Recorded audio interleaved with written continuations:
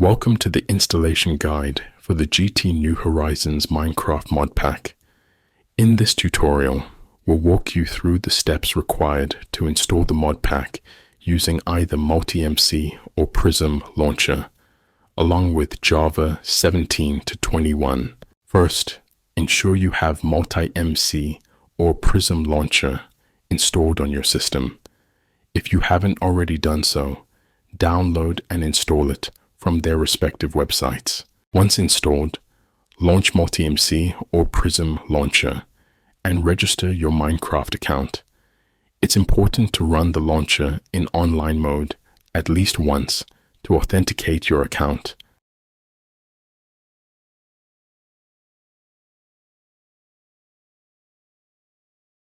Next, download Java 17 from Adoptium.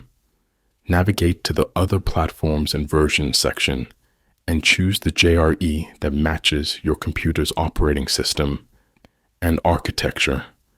Be sure to install the JRE, not the JDK. After downloading, unpack and install Java 17. Note the file path where Java is installed on your system. Now, download the MMC Java 17.21 version of the GT New Horizons Modpack from the provided link. Do not unzip the file. Simply drag it into the MultiMC or Prism window to create the instance.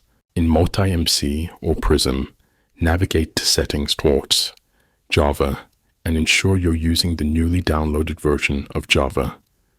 Make sure it's 64-bit Java 17 or higher. For Java 17, ensure you're updated to at least version 17.06, as older variants can cause startup errors.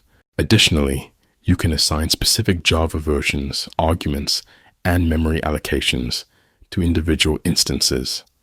Right-click the instance icon, choose Edit Settings, Java. I recommend 8 GB memory allocation, as too much or too little can cause performance degradation. And that's it. You've successfully installed the GT New Horizons Modpack using either MultiMC or Prism Launcher with Java 17 to 21.